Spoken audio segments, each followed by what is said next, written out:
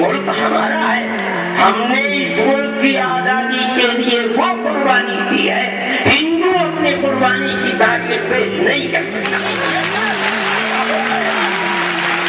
हमारे पूछते कि क्या मुल्क को हमने इसीलिए आजाद कराया था? क्या हमारे बड़ों ने लाखों की तादाद में 1831 के अंदर बालाकोट के मैदान में और 1857 के अंदर दिल्ली, मुरादाबाद, संभल के अंदर जो कुर्बानी दी थी, क्या इसी हिंदुस्तान के लिए दी? हम फिर जमा हुए हैं और हम कहते हैं कि हमें हमारा हक मिलना चाहिए, मिलेगा।